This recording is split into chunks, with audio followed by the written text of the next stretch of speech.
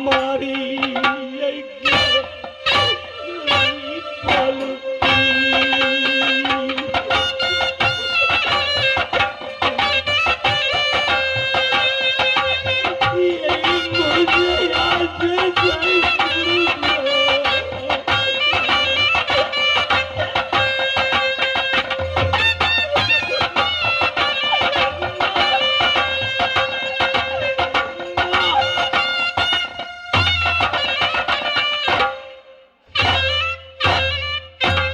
पुत्र गोपीचंद, ठीक है, मैं माता मैना को जाकर के कह दूंगा कि आंगन में एक चौरा बनाने के लिए, उसमें तुलसी का वृक्ष रोप देने के लिए और सुबह शाम उस वृक्ष को देखने के लिए यानी पानी भी डालने के लिए। तुलसी का वृक्ष जब तक हरा की हरा रहेगी तो माता मैना सोचेगी कि पुत्र गोपीचंद जहां पर भी है जिंदा है। हो सकता है वह तुलसी का वृक्ष अगर मर गया या मौलाया सा हो गया तो माता मैना समझेगी कि पुत्र गोपीचंद अब दुनिया में नहीं है, यही ना? हाँ गुरुदेव। तो ठीक है, मैं जा करके कह दूंगा। झट से जाओ गढ़बंगाल, घोड़ा ततलिया को खोल करके ले आओ मेरा भक्त। और मेरे पुत्र, बहन की दरबार में जो ये गुंडा खुदी का रोटी मिला है, यह रोटी तुम अपने साथ में लेकर के गढ़बंगाल जाओ। गढ़बंगाल में इसका काम लगेगा।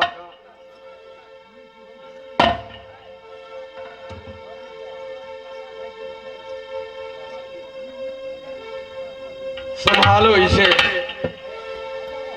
लेकिन हाँ, गढ़बंगाल जाने में दो रास्ता है, एक सत का और दूसरा पाप का। सत की मार्ग से गुजरना, तुम पर कोई आंच नहीं लगेगा। हो सकता है छोटा मोटा संकट आ गया तो तुम मुझे खबर करना, मुझे पुकारना, मैं उस जगह अवश्य प्रकट हो जाऊंगा। लेकिन याद रहे मेरा भक्त, जब गढ़बंगाल के सीमा पर पहुंचोगे और गढ़बंगाल में तुम्हें भारी से भारी कष्ट क्यों न पड़े, राजा बंगाली की हाथों की तलवार तुम्हारे गर्दन पर क्यों न पड़ जाए, उस समय भी तुम एक बार क्या 1,00,000 बार तुम मुझे पुकारोगे तो मैं गढ़बंगाल नहीं जाऊंगा। जाओ गढ़बंगाल, मैं चलता हूं अपने आश्रम को। प्रणाम। बोलो श्री राम, जाओ राम, जय जय राम, बोलो श्री राम।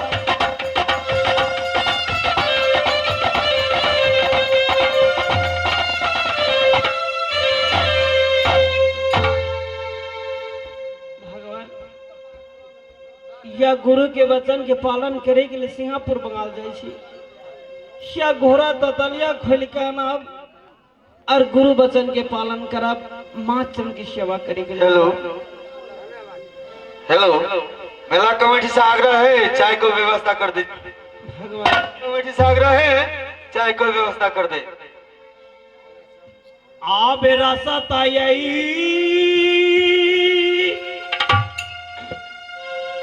पकड़ने हो जो गया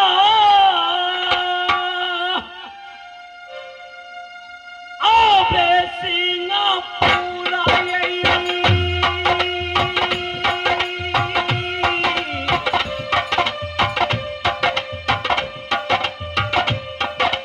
आबे बंगाला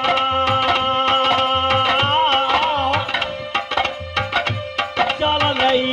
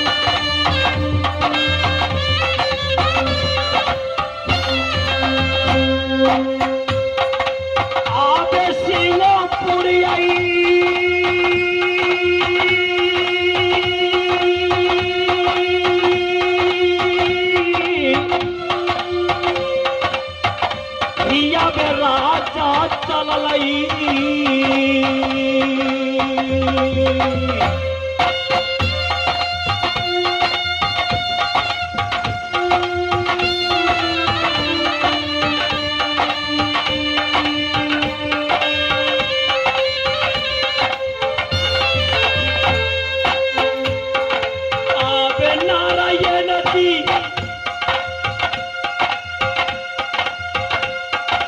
गुरु के तो जब बताना आवे जोगी ये पूरा ये कारी जैसे बनती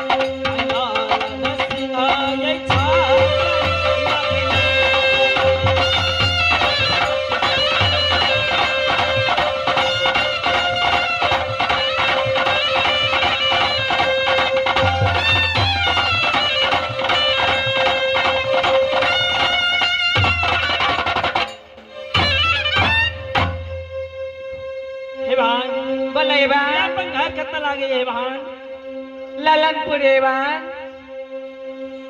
या पिताजी के नाम है वहाँ ललन सिंह छत्री एवान